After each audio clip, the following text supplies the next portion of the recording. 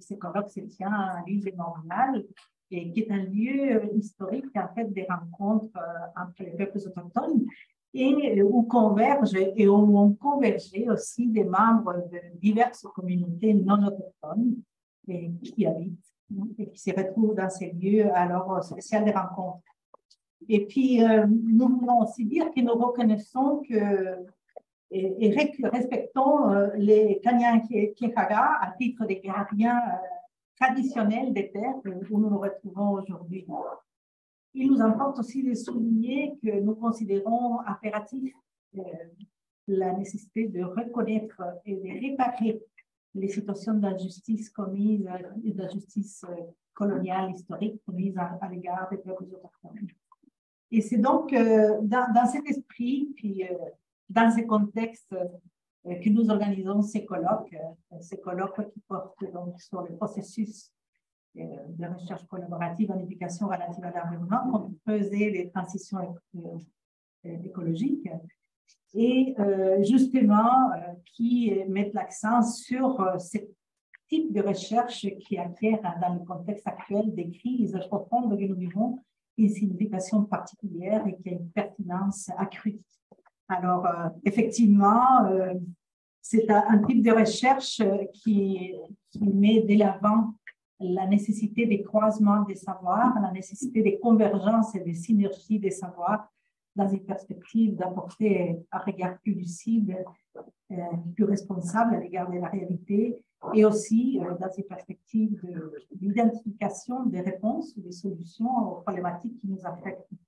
Donc, c'est une recherche, un type de recherche en fait qui interpelle, qui met en contribution les apports des divers acteurs de la société. Donc, c'est des milieux de pratique, c'est des milieux de la recherche et qui met en contribution divers types de savoirs, donc les savoirs ancestraux, les savoirs traditionnels, les savoirs d'expérience, les savoirs des sens communs, évidemment les savoirs scientifiques aussi, donc qui convergent ensemble. Alors, c'est dans ce sens qu'aujourd'hui, nous organisons ce colloque dans la perspective de pouvoir explorer en fait des initiatives existantes, la signification de ces initiatives de recherche collaborative, de connaître les choix en fait qui animent les équipes qui sont derrière ce type de recherche et de connaître aussi la signification que ce type de recherche ont pour les milieux. Alors, voilà les propos d'aujourd'hui. Puis, ça m'a fait particulièrement plaisir d'ouvrir ces colloques avec Éric Richard à côté de moi, des représentants des Amis de la Montagne. Personnellement, j'ai fait mes premiers pas dans le domaine de l'éducation relative à l'environnement aux Amis de la Montagne. J'ai travaillé pendant plusieurs années. Alors, à la responsabilité de l'éducation, comme responsable d'éducation des services éducatifs et comme coordonnatrice à l'époque les Centres de la Montagne. Alors, c'est vraiment pour moi très significatif aujourd'hui de me retrouver avec Éric à couvrir alors ces colloques. Et je lui céderai donc la parole pour la suite. Et encore une fois, bienvenue tout le monde à ces moments si importants pour les Centres de la Montagne, pour les Amis de la Montagne, pour les centraires également. C'est un moment culminant qui me tient très, très à cœur. Merci. C'est sûr, quand on a su que le congrès de la classe se déroulait à l'Université de Montréal et sur le Mont-Royal, les Amis de la Montagne, on s'est dit que ça serait bien de voir comment on pourrait contribuer à ce congrès. Puis, très rapidement, c'est venu à notre idée de voir comment, avec le centraire, on pourrait développer un colloque. Donc, on a eu l'idée de collaborer pour développer cette riche programmation qui va se dérouler sur 2 jours. Les Amis de la Montagne, on est une organisation issue de 2 mouvements citoyens à la fin des années 80 qui ont finalement donné naissance à une organisation qui s'est dédiée à la protection et la mise en valeur du Mont-Royal en privilégiant la mobilisation de la communauté, l'éducation de l'environnement et la défense des intérêts du Mont-Royal. On essaie de défendre la montagne, on essaie de pas de parole, mais pour les générations futures. Et donc, le programme d'aujourd'hui, on va ouvrir ce colloque avec un panel qui sera suivi de 2 sessions de communication, donc une après la pause ce matin et l'autre cet après-midi. Et la journée va se terminer par une session par affiche. En soirée, on a une activité où on va inviter aussi le grand public à se joindre à nous pour une promenade comptée sur le Mont-Royal. Et cette fois-là, on va ouvrir la conversation avec un regard autochtone, puisque c'est Justin Siri, qui est comptable et qui fait partie de la nation Huron-Wendat, qui va mener cette marche déambulatoire. Et demain, il va y avoir plusieurs sessions de communication et on va conclure le colloque par un panel en début d'après-midi, suivi d'un parcours sur la montagne. Donc, je vous inviterai à revisiter un peu la collaboration qu'il y a eu entre les Amis de la montagne et le Central et ce que ça nous a apporté dans notre réflexion sur l'éducation. Et on célébrera tout ça à la fin au pavillon du lac au Castor par partage un verre de lait. Donc, c'est un peu le programme pour les deux. Et voilà, donc, sans plus tarder, nous allons entamer les séances qui sont prévues dans le programme. Et la première, donc, c'est un panel qui sera animé par ma collègue Laurence Prière, un membre du Centre, un membre de son comité de direction, puis modéré par Guillaume Moreau, qui est étudiant au doctorat en sciences de l'environnement. Alors, je les laisserai présenter les invités et notre classe. Merci beaucoup. Alors, ça me fait bien plaisir d'animer ce panel d'ouverture.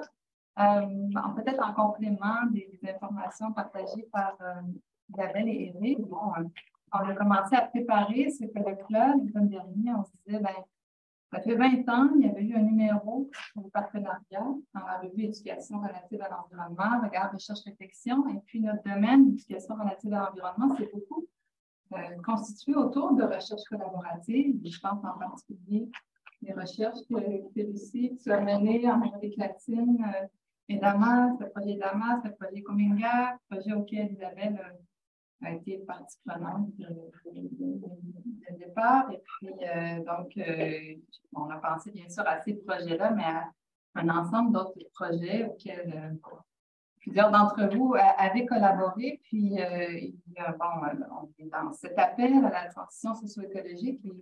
Le rapport du GIEC qui était sorti l'an dernier sur la mitigation des changements climatiques, le reste en décrit où c'était dit à nouveau comment on avait besoin de recherche collaborative, on a besoin de ce dialogue des savoirs, comme l'exprimait Isabelle tout à l'heure, pour accélérer les processus de transformation sociale auxquels on aspire. Puis pas seulement, là, je parle du GIEC, donc on pense au changement climatique, mais sur tellement d'autres enjeux qui concernent biodiversité, enjeux de justice environnementale, etc. Alors, ce premier panel, un des objectifs, c'est un peu de regarder un peu en arrière dans notre tradition en éducation relative à l'environnement. Est-ce qu'il y a des projets, est-ce qu'il y a des expériences qui ont été particulièrement significatives pour nous en termes d'apprentissage, en recherche, d'apprentissage en collaboration?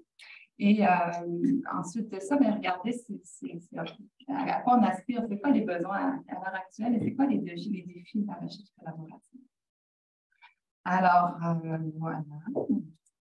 Sans plus tarder, je vais vous présenter nos panélistes. Alors, ici à ma gauche, Lucie Sauvé, qui est professeure émérite à la Faculté des sciences de l'éducation de l'Université du Québec à Montréal.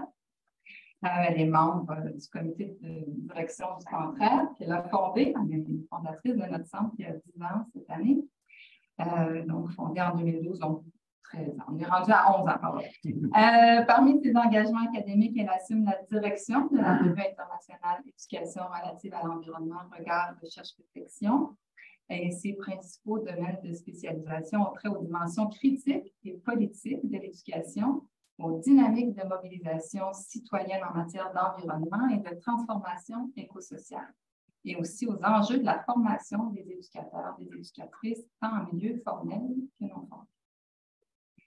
À distance avec nous, nous avons Juliane Hubert. Elle est responsable de projet de recherche, action et formation au FREN, le réseau français d'éducation à la nature et à l'environnement, qui est anciennement le réseau École et Nature. Après des études de géographie en Allemagne, puis en France, où elle a fait un master en géographie aménagement à finalité recherche à l'Université de Montpellier. Elle a intégré l'équipe du FREN à la fin de 2013 en tant que coordonnatrice de projet et animatrice de réseau. Donc, elle a quand même une trajectoire de 10 ans au sein de l'organisation. Depuis le début de 2022, elle occupe le poste de responsable de projet de recherche, action et formation. Elle coordonne notamment la recherche, action participative, Grandir avec la nature, dont on a beaucoup entendu parler ici au Québec, qui a pour vocation d'étudier les effets des pratiques d'éducation dans la nature sur le développement de l'enfant et de l'adulte dans un contexte essentiellement scolaire. Notre collègue Maureen Boine va nous parler de ce projet avec la nature un peu plus tard dans le colloque. Initiée en 2016 par les membres du réseau, cette recherche-action participative a été lancée en 2017 et elle réunit des acteurs, des actrices pluriprofessionnelles, des éducateurs à l'environnement, des enseignants, des chercheurs. Le terrain de la recherche se déployait entre 2018 et 2022 dans une cinquantaine d'écoles maternelles primaires en France et en Belgique. Donc, on en saura plus au cours du panel et au cours de la présentation d'Aurélie. Ensuite de ça, on a Maude Prudhomme avec nous à distance depuis la Gaspésie.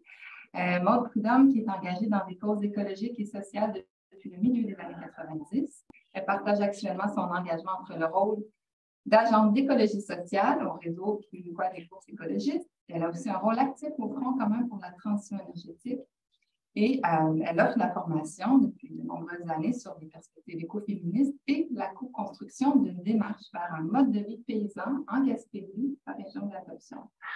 Bonjour Maud, ça fait plaisir de te retrouver parmi nous.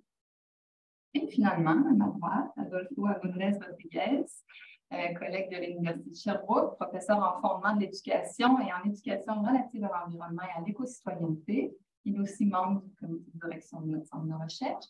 Ses travaux de recherche portent sur les fondements de l'éducation contemporaine, l'éducation sur les questions éco-socialement vives, comme environnement, consommation, cosmopolitisme et changement climatique. Il travaille aussi sur le développement de la pensée complexe, la pratique du dialogue philosophique et l'apprentissage en communauté de recherche. Depuis 20 ans, il écrit des nouvelles, des romans destinés aux enfants, aux jeunes et aux adultes. Certains de ses écrits littéraires sont des romans philosophiques sur des questions socialement vives et résultent de ses travaux de recherche. Alors voilà. Donc, la façon dont on a prévu ce déroulement, en fait, on aura deux grandes questions. On prévoit donc en fait, présenter cette première question, inviter chacun des panélistes à présenter un premier 5 minutes. Et ensuite de ça, on pourra échanger entre panélistes. On ira au deuxième tour de questions avec la même dynamique, puis on échangera ensuite avec l'ensemble de la salle ici. Et puis, bon, Guillaume, qui va m'aider avec la gestion du temps en particulier, et aussi avec l'aide de Samuel pour la gestion des interventions à distance. Voilà. Alors, en francophonie, les théories, les pratiques de l'éducation relative à l'environnement se sont historiquement développées à travers des dynamiques de collaboration entre des organisations éducatives, des groupes écologistes et des groupes de recherche. Alors, on voulait un peu voir, c'était là nos invitations à Juliane, Juliane, je vais le dire comme il faut, d'avoir le point de vue français, européen sur ces questions-là, le point de vue aussi le milieu plus militant avec Maude. Et donc, première question, qu'est-ce qui explique, selon vous, cette culture de la co-construction de projets et de savoir au sein de ce champ d'intervention qui est le nôtre? Et puis, une deuxième question qui est, est-ce qu'il y a des processus de collaboration milieu-université qui a été marquant dans votre parcours en éducation relative à l'environnement, que ce soit comme citoyen, comme chercheur, à titre de citoyen, citoyenne, de chercheur ou d'éducateur, éducatrice. Et donc, pourquoi ces processus-là ont-ils été? Alors, je donnerai la parole à Lucie. Oui. Alors, c'est vraiment un beau bonheur là, de vous retrouver, qui est trop rare. 5 minutes, j'ai pris quelques notes pour ne pas dépasser. Alors, écoutez, je pense qu'on ne peut pas passer sous silence ce colloque-ci sur la recherche participative, collaborative. Mais elle a lieu en même temps qu'au Québec. Notre ministère de l'Éducation vient de lancer un projet de loi qui veut, disons, donner encore plus de pouvoir au ministre et qui, en fait, lance un centre, un institut d'excellence en éducation au Québec qui va finalement aller chercher des contributions de la recherche, des données probantes pour modeler les pratiques pédagogiques des enseignants, des enseignantes dans les écoles.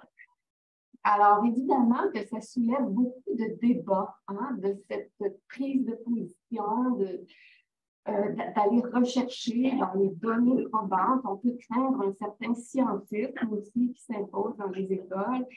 On peut se demander de quel type d'excellence s'agit-il. Alors, on peut craindre une certaine dérive. D'ailleurs, aujourd'hui, il y a des articles, des lettres ouvertes qui vont paraître dans les journaux à cet effet. Alors, dans ce projet de loi, quelle place va-t-on donner aux acteurs de terrain, justement? Alors, et puis dans ce colloque-ci, ben, on est ensemble pour pouvoir mettre en évidence l'importance de la recherche collaborative, de la co-construction du savoir pédagogique, qui fait contrepoids à une certaine science positiviste qui est isolée de son objet d'étude. Alors là, pour répondre plus spécifiquement à cette question-là, ben, on peut se rappeler que l'objet de l'éducation à l'environnement, c'est la construction ou reconstruction de notre propre rapport à l'environnement. Donc, dans toutes les dimensions, le cognitive, émotive, affective, éthique, les dimensions de l'agir, et que l'environnement en question, ben, c'est un bien commun, c'est un commun, et on doit s'en occuper ensemble. Alors, l'éducation à l'environnement, on doit s'en occuper ensemble. Tous les acteurs de la communauté éducative, de la société éducative, les chercheurs, les praticiens de tous les milieux, les décideurs.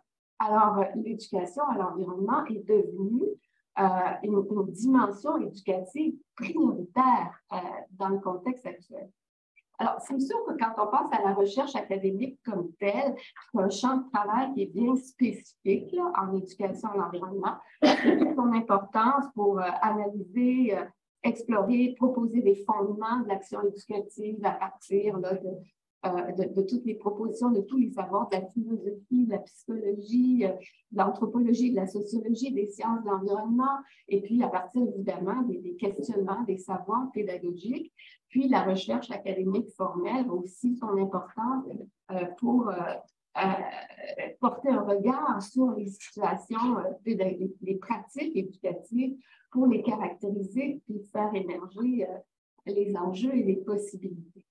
Mais si cette recherche-là, elle reste distanciée, hors sol, une recherche hors sol, eh bien, la recherche risque évidemment d'être déconnectée des réalités, d'en rester à des observations distantes, des propositions théoriques qui n'ont pas eu la validation et la confirmation des acteurs de terrain.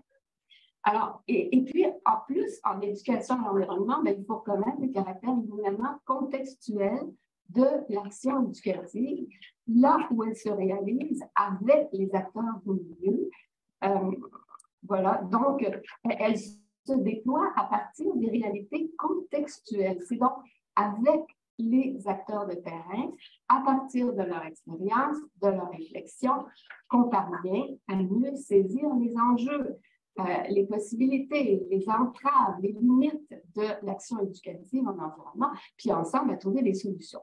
Alors, c'est ensemble qu'on peut construire le savoir pédagogique et qu'on peut envisager des voies de développement. Alors, et ça vaut tout autant là, pour l'éducation formelle, non formelle, informelle, où il y a plein d'apprentissages qui émergent. Donc, c'est donc pour des raisons épistémologiques et stratégiques qu'il faut favoriser la recherche collaborative. C'est aussi une question de valeur, c'est une question éthique, parce que la recherche collaborative permet de reconnaître, de valoriser le travail des artisans de l'éducation qui sont au front de l'action éducative. Alors, pour la deuxième partie de la question, Laurence, là, sur les processus marquants, je vais entendre le deuxième tour. C'est bon.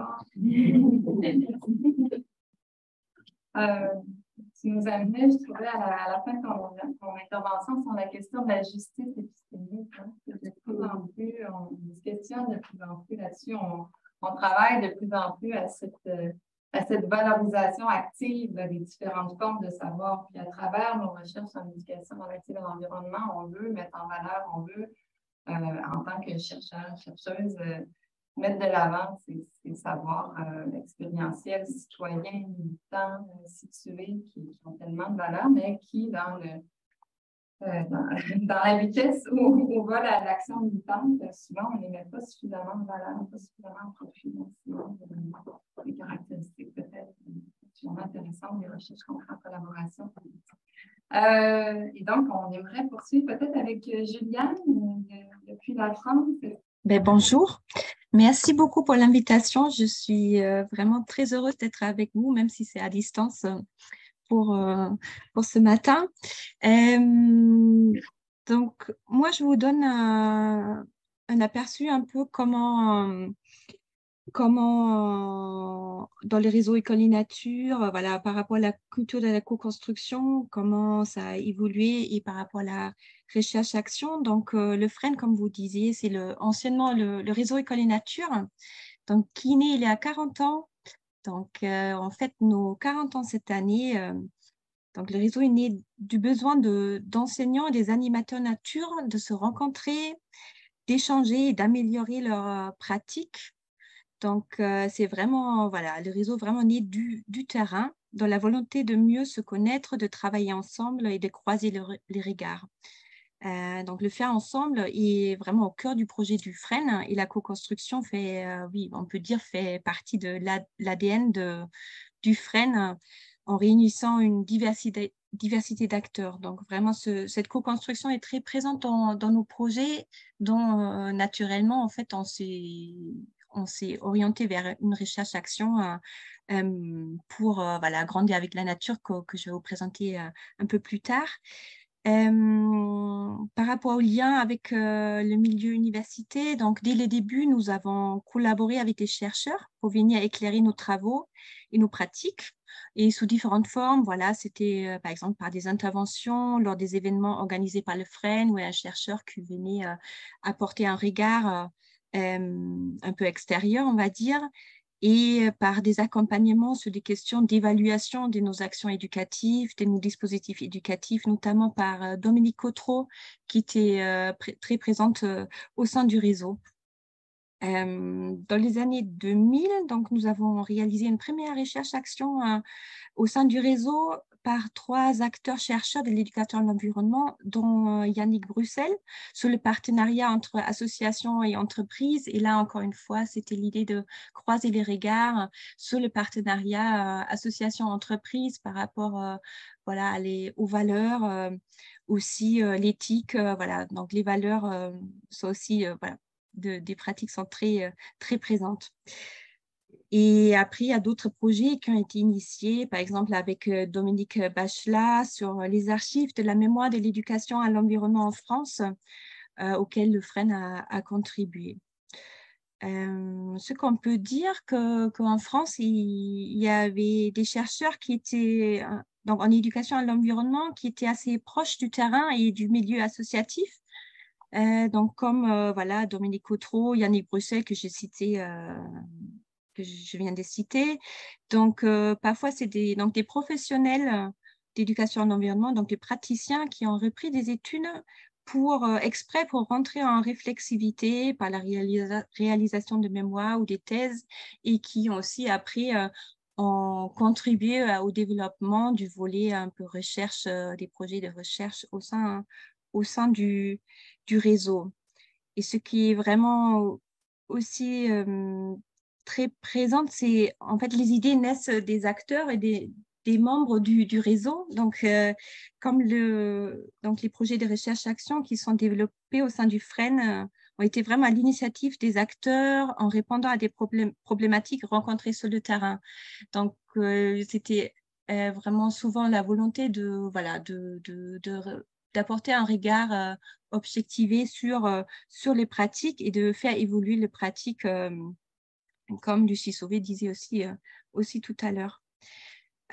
Juste pour finir, donc c'est vraiment aussi le cas de la recherche et action participative grandie avec la nature, qui a été donc initiée par les membres du réseau, notamment des membres de la Dynamique Sortir, qui est un collectif d'éducateurs à la nature en France.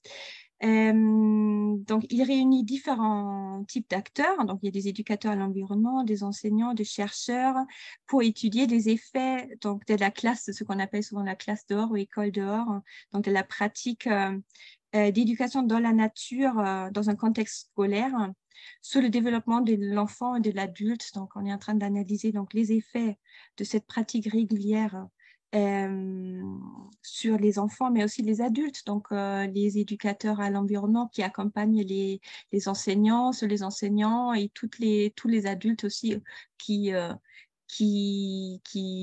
sont présents dans les écoles, qui participent en fait à ces sorties régulières dans la nature.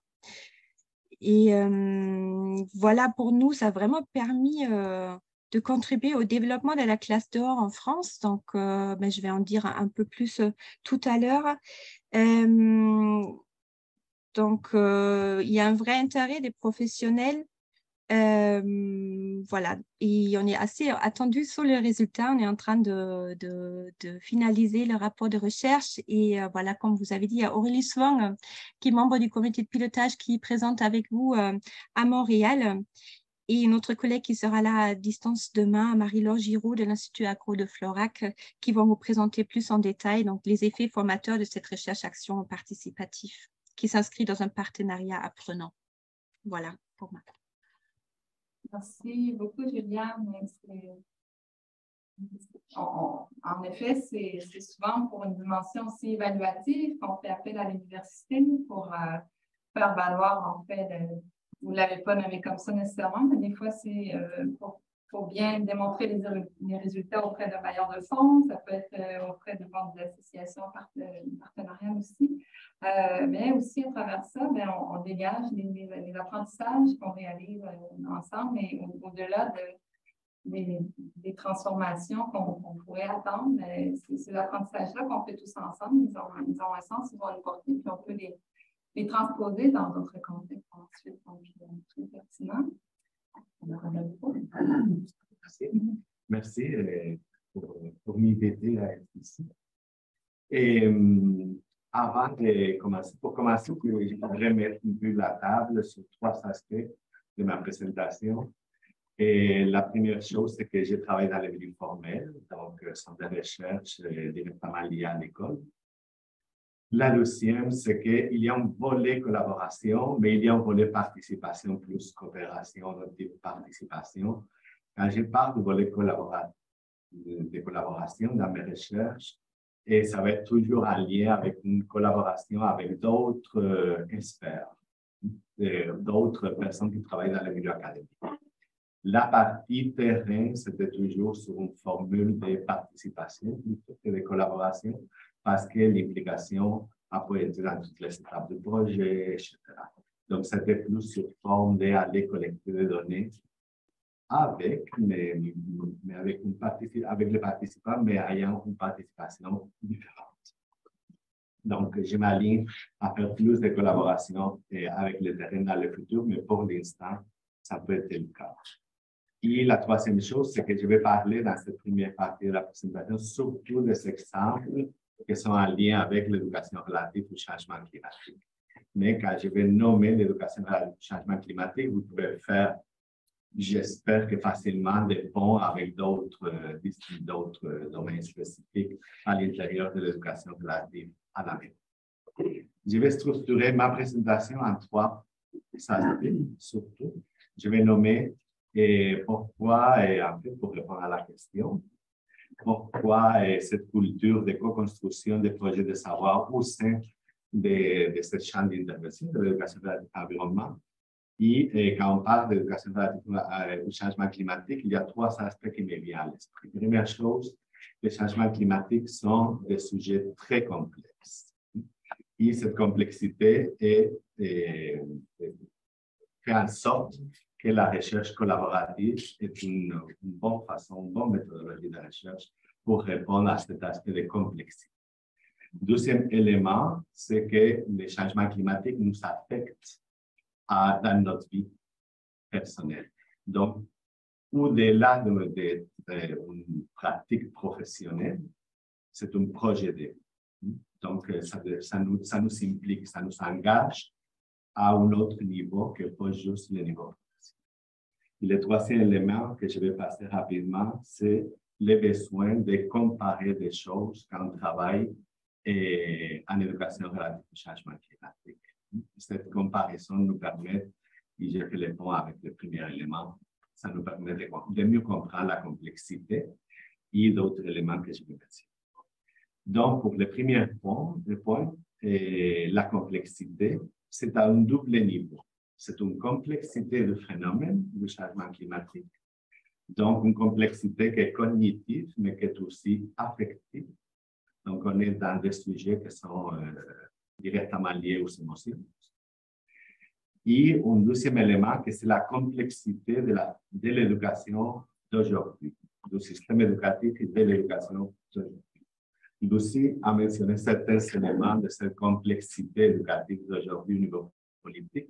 Il y a d'autres aspects qu'on peut mentionner, par exemple, la complexité d'une grande vulnérabilité, par exemple, des jeunes dans les écoles, des enfants, qui vivent de différents aspects qui les rendent vulnérables, qui sont en lien avec les changements climatiques et d'autres sujets qui ne sont pas les changements climatiques, mais qui sont connexes. Donc, une double complexité qui nous amène à voir que cette complexité est impossible, juste impossible qu'elle soit abordée par un individu, par une seule personne. Donc, ça justifie une recherche collaborative où on doit travailler à partir de différentes expertises, de différentes expériences, de différents bagages, etc. Et on doit aussi travailler en complémentarité, non? Donc, dans les recherches que j'ai faites, c'est pour ça que quand je parle de l'aspect collaboratif de mes recherches, c'est en lien avec d'autres collègues du milieu académique qui apportent d'autres regards et qui viennent d'autres disciplines très souvent et que l'effet de travailler en collaboration permet la complémentarité d'approche, de vision, etc.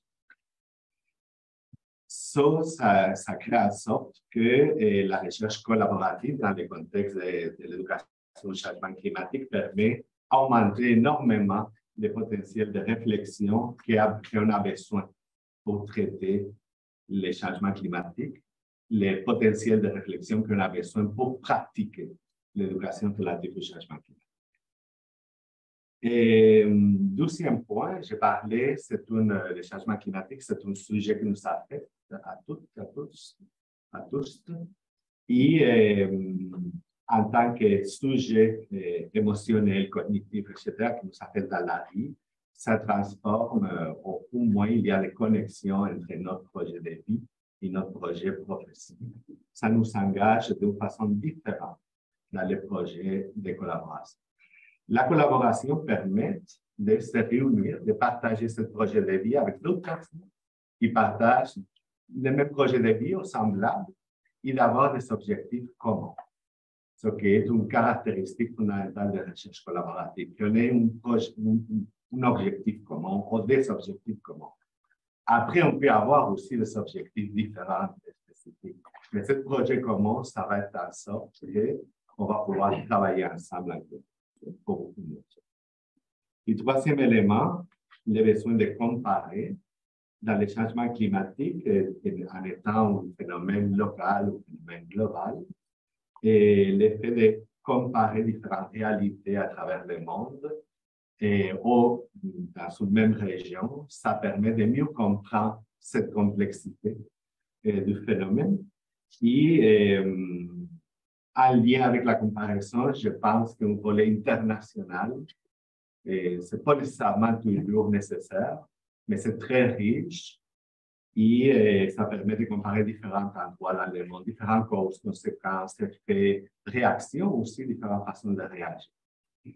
Donc, à ce sens, un projet inspirant, juste pour commencer, juste pour ouvrir au projet, il y a un projet spécifique que j'ai travaillé à l'éducation à la vie contre le changement climatique en collaboration avec 6 pays et que ça nous a permis justement de comparer représentation sociale des jeunes. Ça nous a permis de comparer des matériels pédagogiques créés. Ça nous a permis de comparer politique publique et curriculum. Et ça nous permet de comparer des pratiques aussi.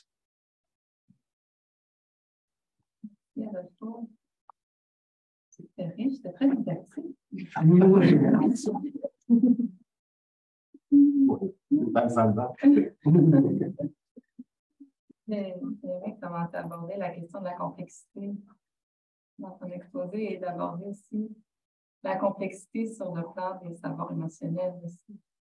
Et ouais, c'est une dimension qu'on n'aborde pas encore. On commence à aborder davantage. Hein? Le rôle des émotions dans le processus d'apprentissage, dans le processus de mobilisation citoyenne, puis on a tendance des fois à sentir qu'on est un peu enfermé dans l'émotion de la peur, mais non, on a une panoplie d'émotions par rapport à l'émotionnalité.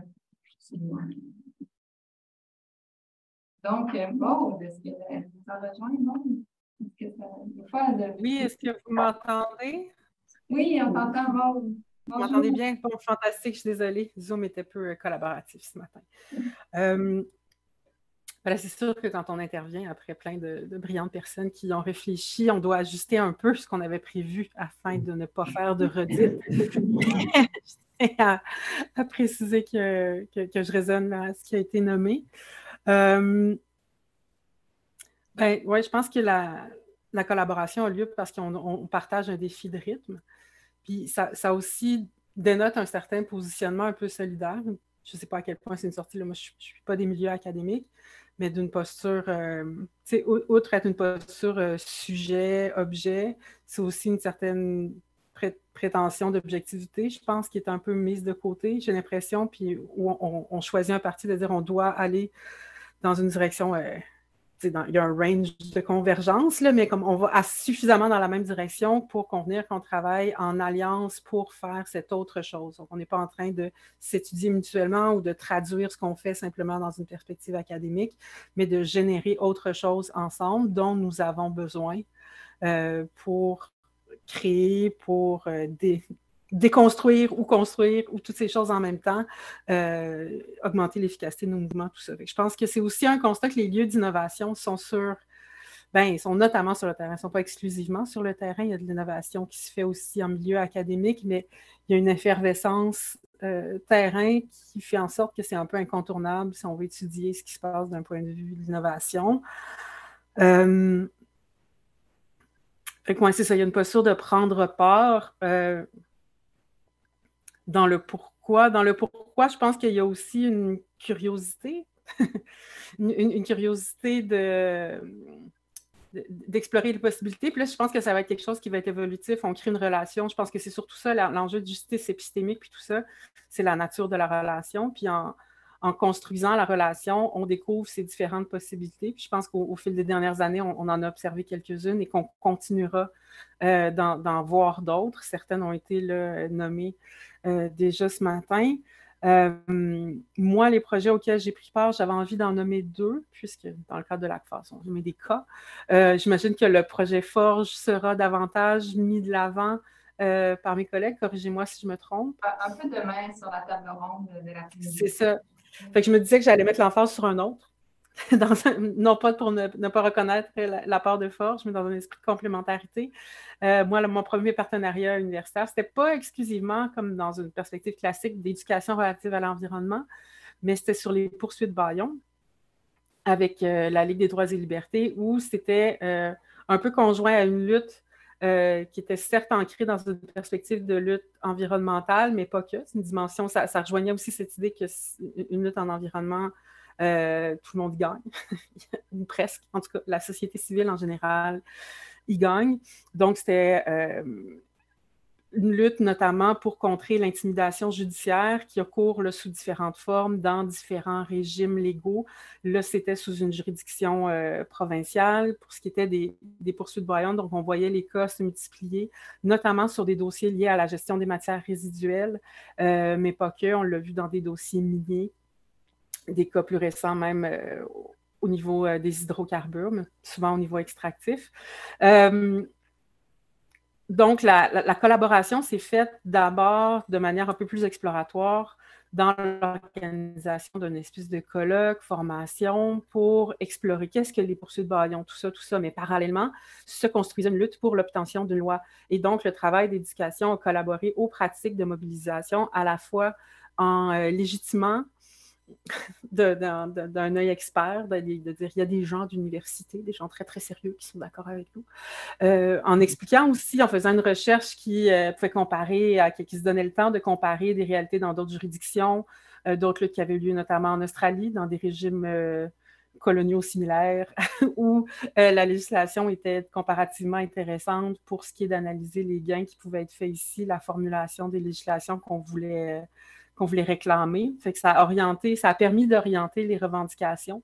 Ça a permis d'orienter aussi l'analyse à la lecture du projet de loi qui a finalement été déposé pour voir ce qu'on pouvait apprendre de d'autres expériences dans le monde. Donc, la perspective internationale a servi à préciser et à faire en sorte qu'on fasse quelques gains dans la modification de la loi en apprenant donc de d'autres expériences qui nous auraient peut-être échappé si on n'avait eu que les ressources des groupes sur le terrain.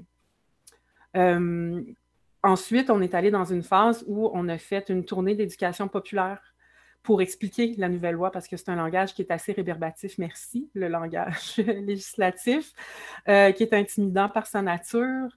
Donc, le fait d'avoir une professeure, Lucie Lemonde en l'occurrence, Lucie Lemonde qui a fait dans beaucoup de dossiers, mais qui, dans ce dossier-là, a fait tout un effort de vulgarisation et faciliter l'appropriation par les organisations sur le terrain de cette loi-là pour gagner en confiance, comprendre la notion de liberté d'expression, c'est quoi les corollaires, le droit à l'information, tout ça. Donc, ça a vraiment contribué à une confiance en soi sur le terrain, mais une confiance en soi mesurée aussi, bien informée, à savoir que la loi n'était pas non plus parfaite ou béton ou n'allait pas annuler soudainement tous les rapports de force par rapport à des multinationales ou il y a quand même des limites à ce gain, puis c'est important de pouvoir consentir de manière réfléchie aux risques que l'on prend. Donc, ça a vraiment permis d'éclaircir ça. C'est vraiment une expérience formatrice intéressante. Puis je pense que ce qu'on en a tiré aussi, c'est des relations. Puis je reviens à ça, ce qu'on en tire, c'est des relations qui nous permettent après ça de croiser nos curiosités, de partager ce qui nous habite entre les milieux académiques et les milieux non académiques sur le terrain, parce que entre deux projets, si on continue à se parler, ben, on peut se polémiser mutuellement dans nos idées, dans nos recherches, parce que sur le terrain aussi, c'est une forme de recherche qui ne se formule pas comme ça.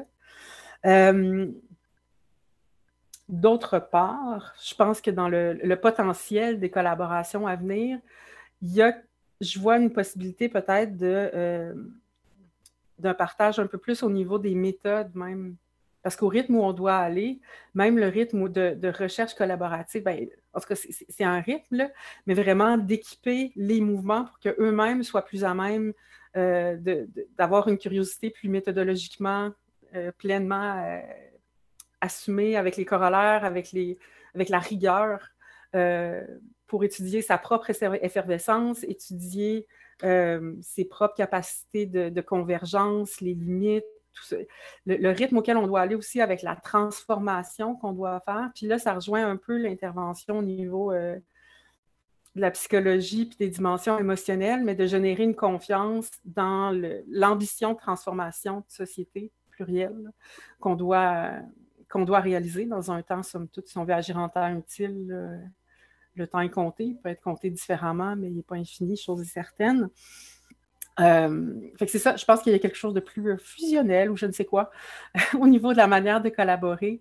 Je pense qu'il pourrait émerger des collaborations à venir, tant pour qu'on génère des diapasons plus important au niveau de la manière de voir la situation, d'analyser la situation actuelle pour faciliter puis soutenir une manière d'envisager commune qui se précise et qui soit plus réflexive aussi, qui soit plus...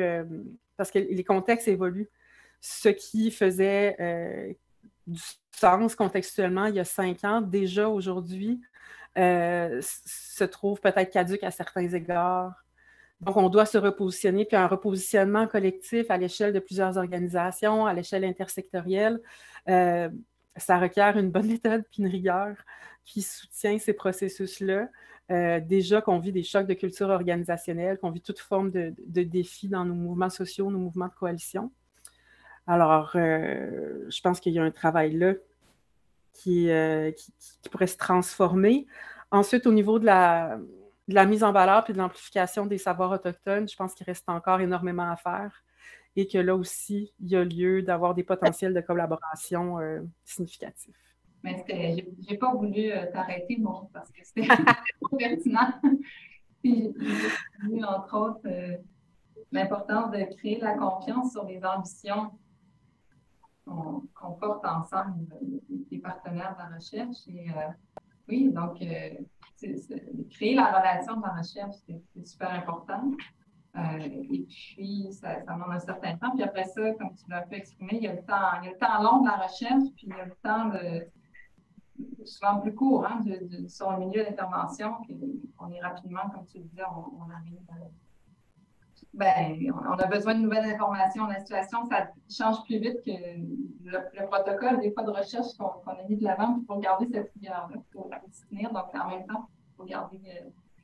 En fait, essayer de tenter des méthodologies qui soient les plus souples possibles pour s'ajuster. Et peut-être, je me disais, essayer de faire des projets peut-être un peu à moins grand déploiement, en faire des études plus souvent. Peut-être ça pourrait être une perspective. On poursuit notre tour sur notre. Parce que là, on a le temps qui fait, hein, puis on va garder du temps pour échanger avec vous tous et toutes. Donc, on avait quand même une deuxième question qu'on avait acheminée à nos panélistes. Donc, chacune d'entre vous travaillez sur des questions socialement vives, que ce soit sur des questions de changement climatique, de reconnexion à la nature, de transition, de convergence des luttes écologiques et sociales. Donc, ce sont des thèmes que vous avez nommés dans vos premières interventions. Ce serait quoi les enjeux contemporains de la recherche collaborative au regard de ces questions vives-là? Comment cette recherche collaborative peut contribuer à l'action éducative sur ces questions-là? Et en fait, finalement, quelle dynamique d'interaction, quelles approches méthodologiques seraient privilégiées? Est-ce qu'il y a des exemples? Donc, ça fait quelques questions quand même, mais vous choisirez de quel côté vous voulez développer. Puis, je proposerais qu'on vienne à l'envers cette fois-ci. On peut démarrer avec Adolfo. Bon, je comprends. Oui. Et la porte d'entrée que je vais utiliser, c'est la question sur la méthodologie. Donc, j'espère pouvoir répondre aux autres questions à partir de la méthode. Donc, la méthodologie que je vais privilégier normalement dans mes recherches de collaboration est une méthodologie qui est très adaptée, très bien adaptée, je trouve, en caractéristique de la recherche collaborative, qui est une recherche que j'appellerais des relations, qui s'est dit dans les interventions des collègues. Donc, une méthodologie qui est axée sur un objet de recherche, mais sur les relations des personnes qui collaborent, mérite une méthodologie de relations aussi, ce que j'appelle une méthodologie de relations. Donc, la méthodologie des relations, je présente après dans la table ronde et je vais parler un peu plus de cet aspect de partie de mon travail qui est en lien avec le programme de la pratique du dialogue philosophique. Et c'est la méthodologie que je vais privilégier pour la collecte de données. Pour la collecte de données, pour tous les processus de recherche collaborative. Donc, la communauté de recherche axée sur la pratique du dialogue philosophique, c'est un élément clé du programme de philosophie pour enfants de Mathieu Livman et Ambara Rechat. Et cette méthodologie, comme les programmes d'ailleurs, est axée sur le développement de 3 types de pensée. La pensée critique, la pensée créative et ce qu'on appelle la pensée bienveillante.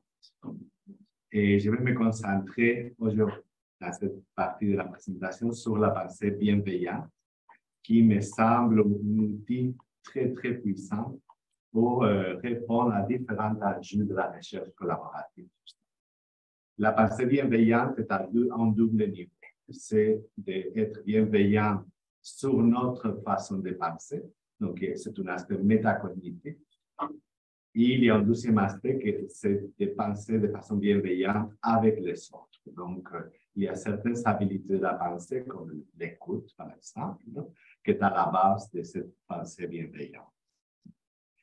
Et donc, dans les communautés de recherche axées sur la pratique du dialogue philosophique, on va mobiliser, on va demander de mobiliser des habilités de la pensée qui sont à différents niveaux. Ça, je vais présenter ça un peu plus tard dans notre présentation. Mais c'est la force de la pratique du dialogue philosophique. On est dans une posture de mobiliser les habilités de la pensée pour arriver à mieux construire notre pensée et d'une façon bienveillante.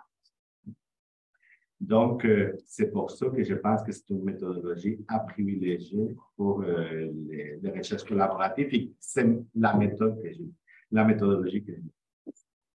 Et les communautés de recherche, dans cette logique, il y a différentes conditions pour que cette pensée complexe, critique, créative et bienveillante se produise. Premier élément, c'est une communauté où c'est très important la reconnaissance mutuelle de l'autre et la reconnaissance mutuelle du savoir de l'autre, de qu'est-ce que l'autre va apporter à la recherche. Deuxième élément, il faut que ce soit un lieu de sécurité et de confiance, où on puisse s'exprimer très librement en sachant que les autres sont là pour nous faire avancer dans notre pensée, mais pas pour critiquer la personne qui exprime une idée. Troisième élément, que ce soit égalitaire. Donc, tout le monde participe, il y a un protagonisme dans la communauté. Ça peut être différent, le protagonisme, ça peut être différent l'objectif, je l'ai dit tantôt, mais tout le monde est protagoniste de cette pratique de dialogue philosophique. Ces 3 conditions amènent à un dialogue que la pratique de dialogue philosophique, dans le cadre de ce programme, est un dialogue où aucune idée est prise à l'avance comme définitive, où on va contraster des idées et on va construire de nouveaux sens. On va construire de nouvelles compréhensions ensemble. Cela va permettre d'avancer la recherche par rapport à l'objet de recherche, évidemment, que ce soit le changement climatique dans mon cas, consommation, ou cosmopolitisme, qui sont les 3 sujets que j'ai travaillé plus, ou d'autres sujets. Mais ça va permettre aussi 12 autres éléments de la recherche collaborative qui sont très importants. La prise de décision ensemble et la négociation des intérêts, des objectifs, des rôles que les acteurs vont jouer dans la recherche collaborative. Donc, 12 éléments clés, et encore une fois, on peut revenir aux 3 conditions. Ça va permettre que l'ambiance de sécurité est encore plus sécure, la confiance, etc. Donc, c'est une sorte de boucle qui se rétroalimente. Et donc, la méthodologie des communautés de recherche axée sur la pratique de la philosophie va permettre d'éviter la confusion qui est souvent présente, je pense que vous le savez, dans le début surtout de la recherche collaborative, il peut y avoir un moment de confusion, comment on se place, comment on construit tranquillement une communauté de recherche de confiance. Ça peut faciliter, ça peut permettre d'éviter la tension qui peut provoquer qu'on est ensemble et on a des visions différentes, des savoirs différents, etc. Donc, ça peut créer certaines tensions, ce climat sécuritaire, etc. facilite d'éviter ou de bien utiliser les tensions, en fait. Et finalement, ça facilite les boucles d'action-réflexion que toute recherche collaborative a besoin avec la pratique de ce dialogue de type philosophique. moi, je vais parler après des projets qui sont en lien avec ça. Il y a de beaux inspirants, puis peut-être Guillaume prendra un tour de parole dans l'échange, parce que Guillaume, dans le cadre de son doctorat, où il anime en fait un processus de recherche-action collaborative, s'intéresse aux méthodologies basées sur la sollicitude du careful. Si jamais, Guillaume, prendra un petit moment. C'est le plus de temps. Mais évidemment, il y a des ponts. Donc, quand j'ai pas le temps de parler, moi, j'ai fait OK, passer bienveillant. On n'est pas complètement là. Alors, on retrouverait Juliane maintenant. Vous m'entendez? Oui, je suis là. Peut-être, du coup, moi, je pourrais apporter une réponse à travers de notre recherche-action sur comment elle a contribué à l'action éducative sur donc, les questions de reconnexion à la nature et peut-être illustrer certains éléments qui étaient cités juste avant moi sur, voilà, vraiment sur le concret, comment nous, on a traduit ça dans notre recherche-action. Si ça vous va. Donc, nous, par rapport à la question socialement vive, nous, c'est vraiment la reconnexion à la nature qui est au cœur de grandir avec la nature. Donc, il y a vraiment cet enjeu aussi que les acteurs de l'éducation à l'environnement, depuis longtemps, on montre les bienfaits en fait, de l'éducation au plein air sur les participants. Mais en fait, il n'y a pas d'études, en tout cas en France, au moment où on a lancé la recherche-action, il n'y avait pas d'études en sciences de l'éducation structurées sur ces questions-là. Il y avait des études essentiellement dans le monde anglo-saxon, mais pas en France. Donc, c'était avant le Covid. Donc, on a lancé, comme on a dit tout à l'heure, le projet en 2017. Et c'était plutôt des personnes, des enseignants un peu isolés dans leur pratique qui pratiquaient déjà sur le terrain avec leur classe, la classe dehors. Mais il y avait peu de liens entre les professionnels. Donc, du coup, le projet a vraiment permis de créer sur les territoires. Donc, il y avait une dizaine de territoires qui étaient participants. Parfois, c'était des territoires très locaux à l'échelle vraiment juste d'un établissement ou deux, parfois à l'échelle départementale, voire régionale. Donc, le groupe initial qui était, on peut presque dire, un peu visionnaire, en fait.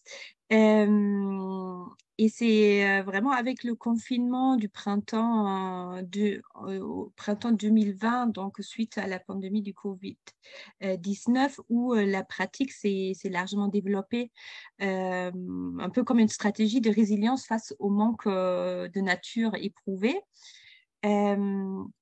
Donc, sur les territoires qui ont participé, sur la plupart, ça vraiment, donc il y avait quelques projets pilotes donc, qui ont participé à la recherche-action et au fur et à mesure, vu que c'était un projet sur plusieurs années, il y a des nouvelles écoles qui ont rejoint la dynamique, qui n'étaient parfois pas forcément dans la recherche-action, mais qui se sont appuyées sur l'expérience des enseignants et éducateurs à l'environnement impliqués pour développer, se lancer, développer la pratique dans leur propre quotidien professionnel.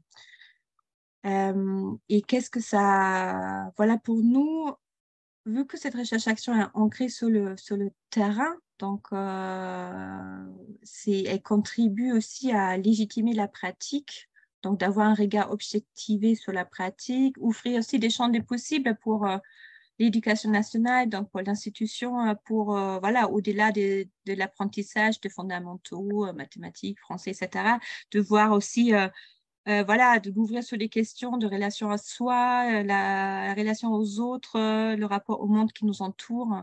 Donc, c'est question aussi d'autres compétences, en fait.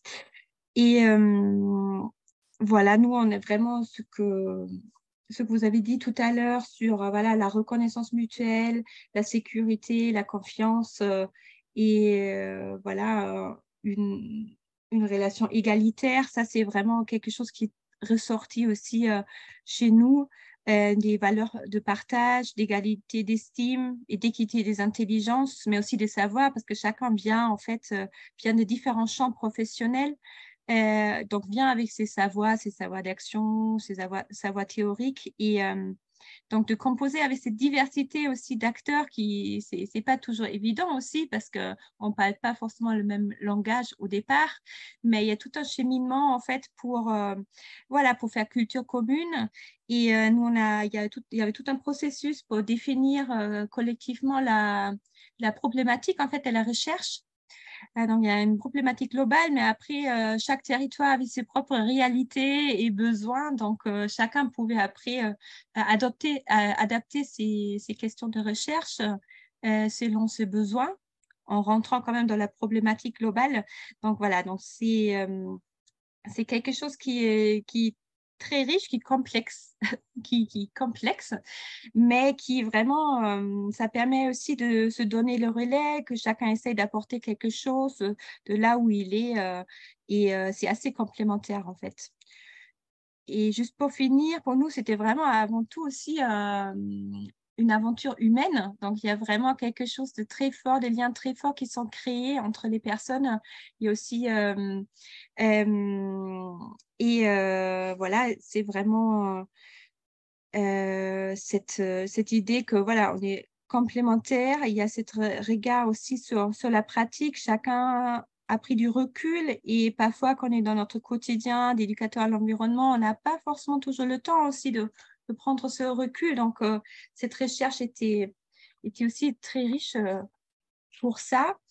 Et pour les enjeux, c'est vraiment aussi de rendre accessible la recherche aux acteurs, de montrer quelles sont les questions que les chercheurs se posent, les méthodes, comment procéder en fait. Et en même temps, pour le chercheur, d'avoir les informations collectées, qui sont récoltées de première main, on va dire, parce qu'on avait différents groupes d'acteurs. Donc, les pédagogues chercheurs, c'est vraiment ceux qui étaient sur le terrain, les enseignants, éducateurs de l'environnement qui ont récolté les données. Après, il y avait des accompagnants chercheurs qui étaient à l'échelle d'un territoire, qui ont coordonné, accompagné les acteurs, les pédagogues chercheurs, et après il y avait un comité de pilotage à l'échelle nationale pour voilà, créer du lien entre les différents territoires et voilà, veiller à l'aspect participatif en proposant des méthodes d'animation participative lors des rencontres nationales annuelles. Voilà, donc il y a vraiment ce qui est ressorti, c'est vraiment construire aussi des outils méthodologiques communs qui sont après utilisables par tout le monde. Donc il y a déjà d'autres recherches-actions qui ont été lancées suite à notre expérimentation. Donc il y a voilà, ça se développe, ça a développé la pratique, mais aussi d'autres projets de recherche-action. Donc c'est plutôt motivant. Ouais. Merci Juliane pour ce partage sur les épistémologies, les méthodologies de la recherche collaborative. La question du lien, ça ressort vraiment comme étant important pour les panélistes ici aujourd'hui. J'aimerais penser à Florence Piron qui parlait de construire une épistémologie du lien. Et moi, je suis restée avec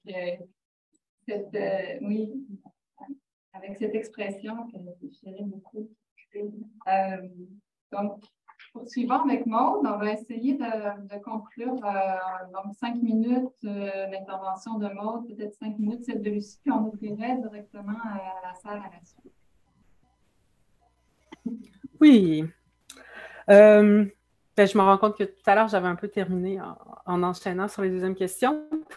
Mais dans les rôles émergents, dans le fond, les rôles actuels, je pense qu'il y a quelque chose qui n'est pas nécessairement émergent, mais qui est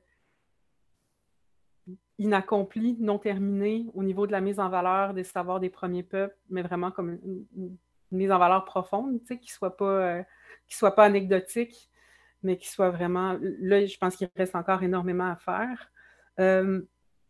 Des savoirs populaires aussi. autant des savoirs pratiques que des savoirs de lecture du monde. Si on pense à plein de savoir-faire très pratiques qui peuvent être des éléments clés dans une perspective de résilience ou de sortie de dépendance à des systèmes industriels ou de masse qui peuvent être portés par beaucoup de gens qui sont très loin des milieux académiques, qui sont, que des fois même les taux d'alphabétisation dans certains domaines dans certaines régions font en sorte qu'il n'y a pas une compatibilité spontanée avec les milieux académiques, mais pourtant qui portent des savoirs clés qui trouveraient leur place. Bref, je pense que ça fait partie des défis que je vois, moi, en lien aussi avec la notion de, c'est Yann Sigers qui disait ça, de simplexifier. On a besoin de massifier des compréhensions, comme on a dit tout à l'heure, d'enjeux complexes. C'est un gros défi. Il faut qu'on arrive à le faire, non pas pour nous-mêmes, mais à le faire pour demain, à outiller les outils, à outiller les mouvements pour être en mesure de massifier des compréhensions du monde puis des enjeux. Donc, de rendre accessible sans sursimplifier, de rendre accessible avec la complexité, avec les complexités. Parce que les complexités font partie intégrante du défi, puis si on simplifie, ça n'a pas besoin d'être à outrance pour être incomplet. Là. Il y a quelque chose de très, très, en tout cas difficile comme défi, je pense, là, dans lequel on a besoin d'aide si on veut, encore là, comme catalyser des mouvements qui se comprennent eux-mêmes, puis qui ont des diapasons forts de compréhension pour générer l'audace suffisante de transformation. Puis les deuils aussi, c'est pas juste une question d'audace, mais d'éléments qui deviennent caduques par des contextes écologiques notamment, des voix qui semblaient des voix porteuses il y a peut-être 10 ans, puis qui là vieillissent très mal, en fait, contextuellement, et qu'avec des victoires comme celle-là, on n'aurait même pas besoin d'ennemis. Je pense qu'un autre aspect, c'est un accompagnement ou un rôle de se préciser à nous-mêmes dans cette espèce d'effervescence-là, les différents bouts de l'écosystème. On a de la misère à savoir où en sont les uns, les unes, les autres, à agir de manière cohérente. Le fait qu'on soit beaucoup plus d'organisations, plus diversifiées, à travailler sur des enjeux de transition socio-écologique, whatever vocable que les gens utilisent, mais qu'en gros interagissent dans un coin, ça donne des occasions de collaboration beaucoup plus grandes, certes, mais ça génère aussi beaucoup plus d'occasions d'interférence, que ce soit voulu ou pas. Donc, il y a une importance stratégique, tactique à la conscience de soi-même si on veut travailler, ne serait-ce qu'en non-interférence. Et on peut l'espérer en collaboration, en constatant des intersections qui peuvent faire en sorte qu'on peut collaborer puis conjuguer des luttes. Ce qui continue d'être un défi, malgré un acquiescement généralisé à la nécessité de le faire. Pratiquement, ça continue d'être un défi, puis se demander pourquoi. Pourquoi ça continue d'être un défi? C'est quoi les éléments qui font en sorte que ça continue d'être un défi? Sinon, un autre des rôles que je vois, c'est celui de contribuer à voir venir. Il y a des collaborations déjà, par exemple, avec Chemin de transition de l'Université de Montréal, mais d'autres exercices aussi dans un objectif de prospective un peu, mais d'outiller pour les défis qui s'en viennent, qu'on sait qui s'en viennent, parce qu'à force de travailler, des fois, dans l'urgence, c'est lié à la xénophobie, au racisme en général, avec les migrations à venir. Je pense au défi de la nécessité d'une réforme agraire, éventuellement. Ça va prendre une réforme agraire, puis dans un contexte colonial, c'est compliqué. Si on veut le faire dans une perspective d'émancipation des peuples, de respect des droits des premiers peuples, de souveraineté alimentaire, perspective d'accueil, de régénération des écosystèmes, je pense que ça fait partie des défis qui sont encore là intrinsèquement complexes et qu'il faut trouver des manières de s'expliquer à nous-mêmes puis de démocratiser pour que ce soit des mouvements populaires qui puissent s'en saisir. Voilà, je pense que c'est 5 minutes. Merci, Maud. Je pense que tu as bien mis la table sur beaucoup de défis qu'on a en ce moment. Mais aussi, ben oui. Et j'aime bien là, cette expression que tu reprends. C'est la première fois que je te l'entends apporter, mais la simplification, arriver à rendre accessible la complexité sans la simplifier vraiment. Puis je me disais, ben, peut-être qu'une approche intéressante, c'est justement celle des récits, de la narration, pour arriver à la fois à nous connecter sur le plan plus émotionnel et rendre concret finalement les enjeux donc, à travers donc des partages qui peuvent se faire entre personnes mobilisées en recherche, mais aussi dans la communication. Alors, chère Lucie, quelques mots. Comment tu l'éclaires? Quelques mots là-dessus. En fait, j'aurais aussi, tu sais, en parlant des enjeux, j'aurais eu envie d'élaborer aussi sur l'enjeu de la temporalité. Là, vous avez esquissé beaucoup d'éléments là-dessus. Les enjeux de pleine valorisation des apports des participants aussi. Mais là, je vais surtout souligner un enjeu de la recherche sur les questions vives. C'est un enjeu qui a trait à la neutralité, à l'idée de neutralité de la recherche. Une certaine conception de la rigueur, parce que la recherche collaborative nous amène aussi sur le plan de la recherche engagée.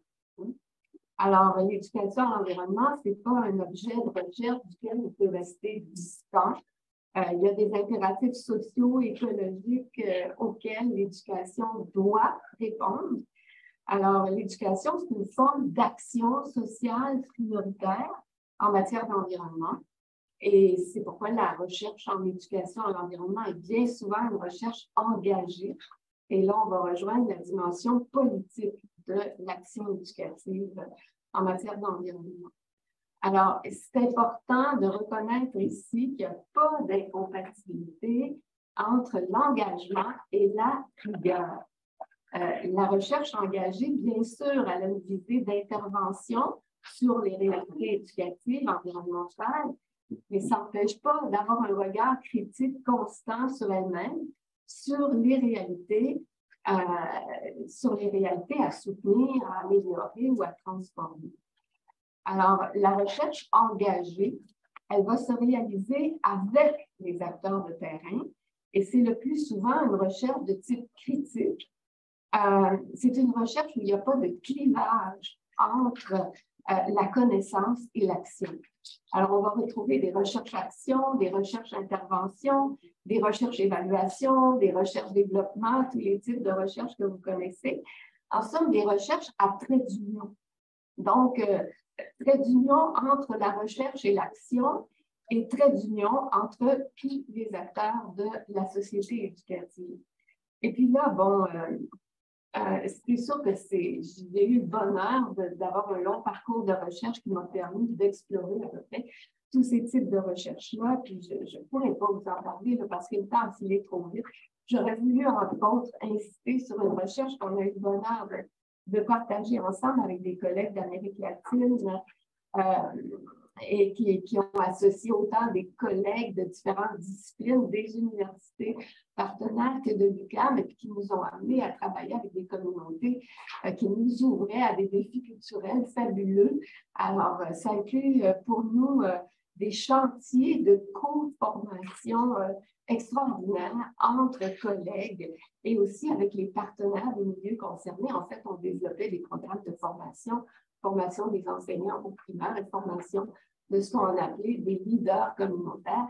D'ailleurs, le projet sur les leaders communautaires, il s'appelait EcoMinga, qui veut dire une corvée participative. Alors, c'était tout autant en recherche. Puis, en fait, vous savez très bien, c'est qu'au début d'un projet, on ne sait pas comment faire ce projet-là. Hein? Alors, c'est ensemble qu'on va cheminer et qu'on va apprendre. Alors, on se forme ensemble. Il y a une co-construction théorique, stratégique, pédagogique. Et puis, bon, ces projets-là, c'est des cadeaux de vie professionnelle. Alors, et puis, dernière idée, je voudrais dire que, bien sûr, j'ai travaillé beaucoup à titre de chercheur, mais je me suis beaucoup engagée aussi à titre de citoyenne. Et j'ai vécu de l'intérieur des dynamiques de mobilisation environnementale sur la question, par exemple, des forgeries industrielles, en agriculture, du gaz de schiste et autres, sauvegarde de forêt. Alors, j'ai vécu dans ces mouvements-là, comme citoyenne, des dynamiques de co-apprentissage avec les compagnons, les compagnes de lutte. Et puis, ça m'a permis de porter un regard endogène en tant que protagoniste sur ces situations-là de construction de savoir, puis aussi une espèce de regard en surplomb, parce que j'avais évidemment mon identité de chercheur pour essayer d'en dégager les processus, les stratégies, les acquis, les apprentissages. C'est sûr que c'était une recherche mais totalement informelle, qui n'avait pas de visée a priori, qui s'élaborait au fil de l'action partagée. Il n'y avait pas d'intention de recherche là.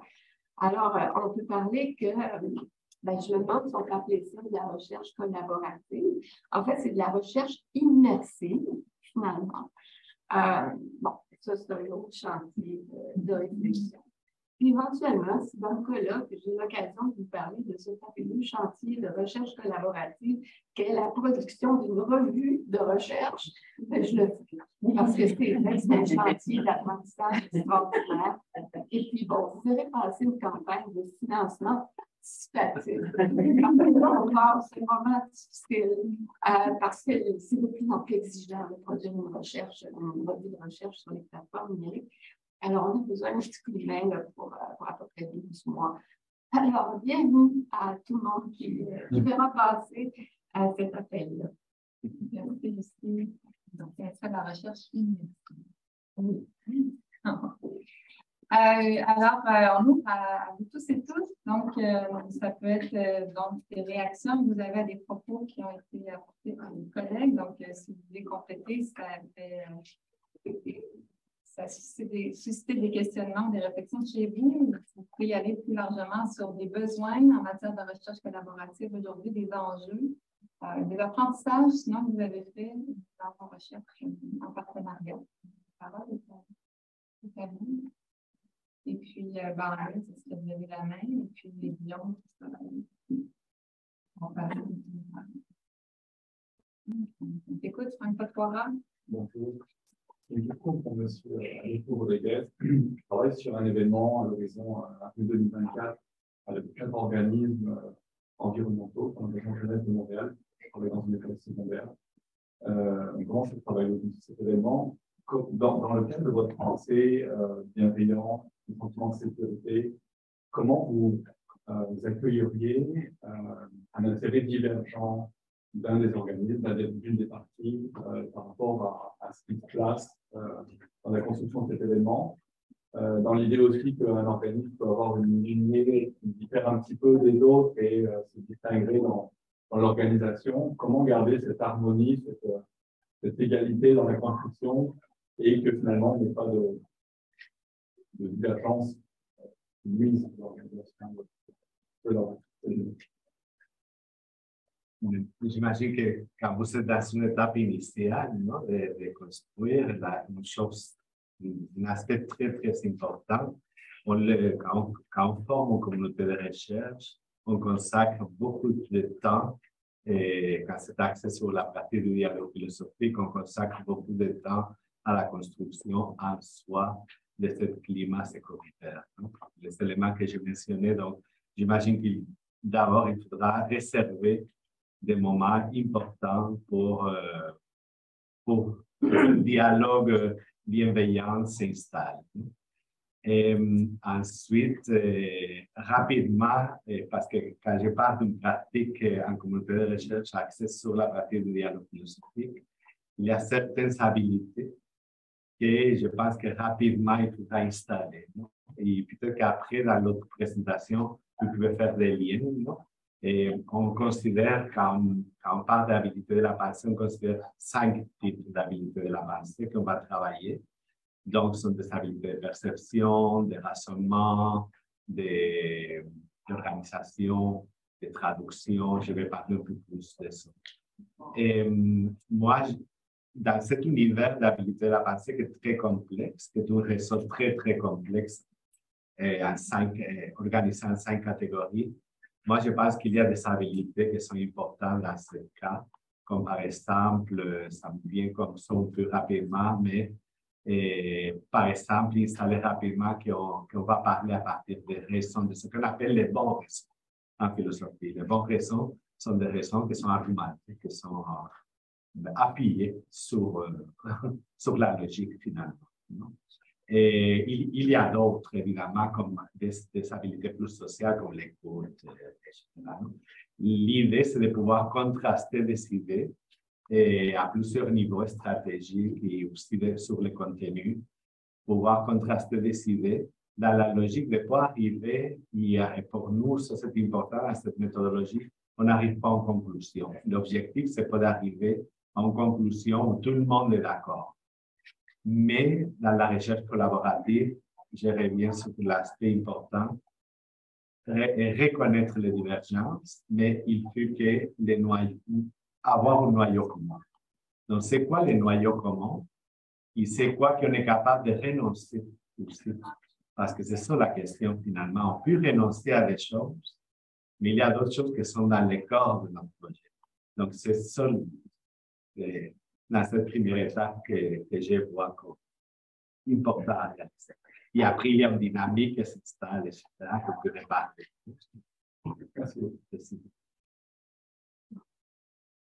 Et je ne sais pas pour les autres aussi, sûrement, vont décider, même si ce n'est pas dans la même plan. Et des autres panélistes auraient aimé, mais à distance, je ne suis pas certaine qu'ils vont si bien entendu. Avez-vous bien entendu la question posée? C'est ça, on va demander les gens qui sont dans la salle si vous pouvez parler bien fort. Poser. Oui, bonjour, José Execo, organisme Execo. Je comprends qu'on est là pour faire la promotion de la recherche collaborative. Je suis bien d'accord. On est tous convaincus, je pense.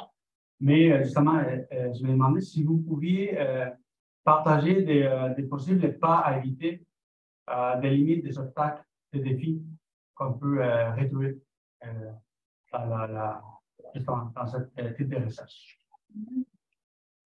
Donc, quels sont les défis, si je résume pour les gens à distance, les défis, des pas qu'il faudrait éviter, des choses qu'il faudrait éviter de faire, des apprentissages qui ont été faits sur des choses qui n'ont pas bien fonctionné, qu'il faudrait éviter de reprendre. Et donc, je ne sais pas si Maud, Juliane, vous auriez des pistes à cet effet-là?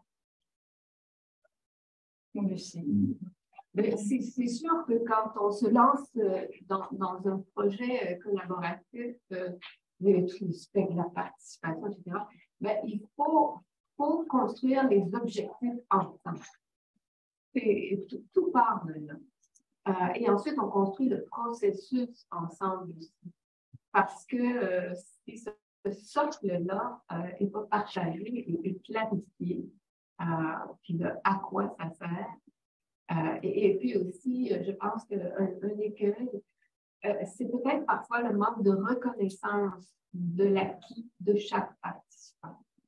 D'avoir laissé la place à chaque participant à s'exprimer, puis avec tout l'accueil dont tu as parlé à Adolfo. Mais aussi, il faut éviter l'appropriation. L'appropriation culturelle maintenant, mais l'appropriation de la parole de l'autre. C'est ce que je dis. Et moi, j'y reviendrai. Je vais commencer avec la question de la promotion de la recherche collaborative. La première chose que j'ai dit dans ma présentation, c'est que je ne fais pas une recherche collaborative pure. Et ça part, je pense, de tous les défis. Pourquoi je ne le fais pas? Parce que moi, je vois des défis que je n'étais pas prêt à affronter. Et c'est pour ça que pour moi, il y a comme des étapes. Moi, je parle une première étape, c'était de créer une collaboration étroite avec des personnes que je connaissais déjà. Il y avait un climat de confiance, on voulait travailler ensemble, et c'était surtout des collègues de différentes disciplines dans différentes universités. Donc, ce climat permet que j'ouvre un volet collaboratif à ma recherche, parce que c'est fondamental pour ce que Lucie vient de dire, pour construire ce climat on veut travailler ensemble sur quelque chose. Mais il y avait d'autres aspects que non, qui n'étaient pas présents, comme j'avais travaillé toujours dans l'école, un peu comme on va collecter des données. Nous sommes des participants à la recherche, mais ils ne participent pas nécessairement. Je ne peux pas dire que moi, j'ai fait la recherche avec. Tranquillement, c'est plus avec les enseignants, plus avec les enfants, plus avec les adolescents. Mais honnêtement, c'est tout un défi pour moi. Il y a plein de défis associés à travailler avec des enseignants dans cette logique de collaboration pure ou avec les adolescents ou les enfants, comme par exemple les temps. Quand je vais aux écoles, c'est difficile de monter une horaire. Maintenant, comme une collègue de toute année dans plusieurs écoles, très difficile d'avoir du temps pour se concerter, pour faire un petit moment d'interview, par exemple. Donc, tout ça, ça amène, et je nomme juste pour le défi. Mais pour moi, je suis pas nécessairement dans la promotion d'aller vers une recherche collaborative. Tranquillement. Il y aurait un mot de...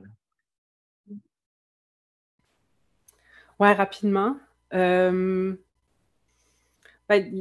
y en a plein, là, des défis. Puis là, je les nomme, puis en toute gratitude, c'est pas nécessairement des affaires que moi j'ai vécues, mais des affaires peut-être que j'ai vues. Mais je pense qu'il y a nécessairement des défis de rapport de pouvoir, même si on veut être dans une relationnalité dont ben smart puis tout. Là. Il demeure que de la manière dont les choses sont structurées, il y a un rapport de classe. Puis il faut le naviguer. Il y a différents rapports dépendant avec qui dans les institutions qui peuvent qu'on ne gagne pas à nier nécessairement. On peut arriver à en faire des blagues puis à les sublimer ou à quelque chose, mais on ne peut pas nier puis faire semblant que soudainement, puisque nous en avons décidé ainsi, nous voilà dans un apport égalitaire. Les systèmes nous traversent et nous dépassent. Et ces choses-là demeurent. Je pense que c'est important d'essayer de cultiver une authenticité par rapport à ces différents rapports de pouvoir-là. Je pense qu'il y a quelque chose au niveau de garder une place pour les échecs. C'est que ça se peut qu'un projet de recherche ne marche pas, puis qu'il y a un apprentissage à travers ça, puis qu'on puisse le valoriser. Mais je pense que ce serait une erreur, encore là, que je n'ai pas vécue, mais d'essayer de forcer un genre de succès, alors que dans la démarche expérimentale exploratoire de la patente, ça se peut que ça ne fonctionne pas, puis ça peut générer une expérience de fausseté ou de fossé qui peut nuire beaucoup à la relation, qui est l'élément qui va persister par la suite. Fait que si on veut maintenir une authenticité, il faut avoir une place éventuelle aux échecs, entre guillemets.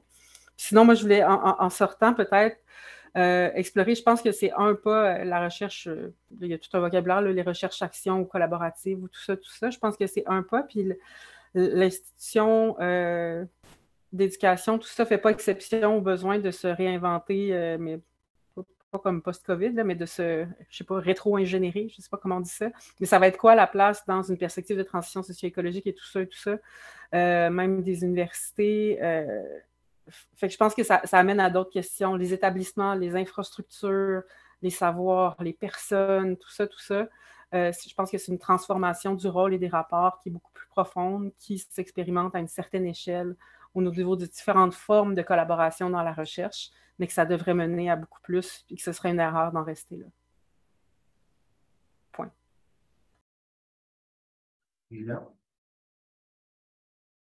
Oui, c'était juste rapidement pour dire, nous, les principaux freins, c'était vraiment vu que c'était un projet très long, sur plusieurs années, on a perdu du monde en cours de route. Et ça, bon, il faut l'accepter qu'il y a des personnes, vu que c'était principalement des bénévoles qui, où il y a des changements dans les structures ou des personnes qui partent vers d'autres projets. Donc, donc ça, on va en parler aussi dans notre rapport que c'est normal aussi dans un processus participatif. Et après, il y a des personnes qui apportent, il y a des pics un peu de participation à des moments donnés et tout le monde ne se sent pas forcément légitime sur toutes les étapes. Et on le voit à la fin pour la rédaction, c'est pas forcément tout le monde, voilà. Donc, ça aussi d'encourager et de dire que tout le monde est légitime. Il y a tout un travail là-dessus aussi à faire et un gros travail quand même de coordination, de relancer, activer, faciliter par les comités de pilotage qui a suivi le projet. Donc, voilà, et qui aussi propose du coup des outils d'animation participative pour, nous... On avait vraiment besoin de rencontres physiques aussi pour maintenir une dynamique, même si on a dû s'adapter pendant le Covid, mais Voilà, vraiment et c'est une démarche en évolution, c'est ça aussi que voilà, il y a des moments où il y a plus de monde, parfois moins. Voilà, il faut faire avec.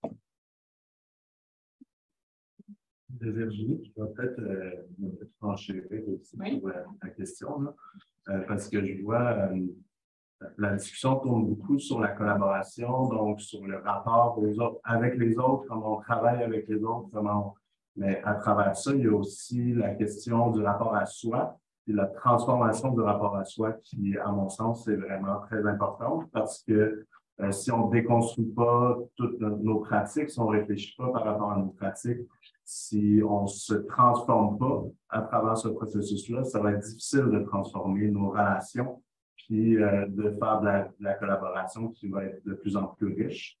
Donc, à mon sens, le travail collaboratif aussi, c'est beaucoup un travail sur soi. Puis surtout quand on est dans des institutions, qu'on est privilégié, qu'on est comme un homme cis blanc en plus que moi, c'est encore d'autant plus important de le faire. Mais c'est ça, je pense que le travail collaboratif passe par un travail sur soi qui est vraiment important, puis qui doit être profond puis racinant. Donc, voilà. Je ne sais pas si on a le temps quand même pour ma question. Rapide, oui. Mais je vais la lancer au pire. Oui, elle répond. Mais en fait, Adolfo évoquait rencontrer des défis de la recherche collaborative qui, dans le fond, demande beaucoup d'implication du chercheur et au niveau de la temporalité aussi. Et je me demandais, vu qu'il y avait comme des expériences en recherche, en pensant aux chercheurs, à la relève des chercheurs, sans faire, par exemple, sans initier une recherche collaborative, selon vous, quelles seraient les dimensions qu'il est possible de mobiliser et conserver dans une recherche plus de type participatif, qui implique quand même la collaboration, mais sans que les participants en recherche soient impliqués à tous les niveaux, nécessairement étant donné le temps et l'énergie de chacun. Selon vous, quelles seraient les dimensions les plus importantes? Virginie, merci. Qui aimerait apporter une élément de réponse?